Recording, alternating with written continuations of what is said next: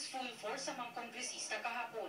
Mismo ang dating Pangulo na ngayon Congressman Gloria Macapagal Arroyo, 2 anak at bayaw na sa plenaryo. Sa botohan, 212 na kongresista bumoto pabor sa impeachment. 47 na congressman ang kumontra sa pangunguna ng mga Arroyo. 4 naman ang nag-abstain.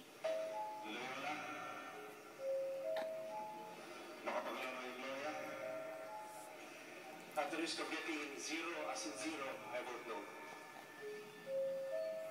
Si Cavite Representative Nani Mercado Revilla at Las Piñas Representative Mark Villar ay kasama sa na nag-abstain.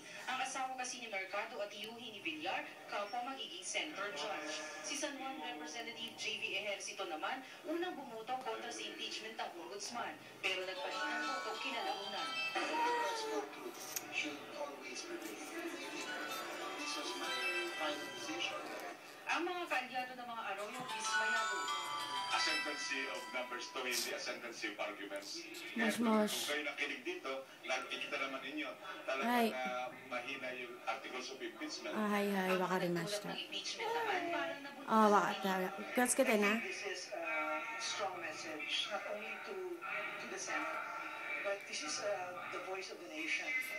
Halos 8 oras sa mga debate sa plenaryo. Si House Justice Committee Chair Neil Tubas Jr. ang naghain ng committee report na siya rin naging articles of impeachment. Nang mag-umpisa ang report niya, lumabas sa session hall si Arroyo, pero naiwan ang mga anak at bayaw. Giit ni Tubas, kumpiyansa siya na matibay ang ebidensya para ma-impeach si Gutierrez sa salang betrayal of public trust. Dahil sa mababang conviction rate ng opisina niya at pag-upo sa mga malalaking kaso ng graft and corruption. Dinibati ng mga kontra-impeachment ni Gutierrez ang committee report. Violations committed unintentionally or involuntarily or in good faith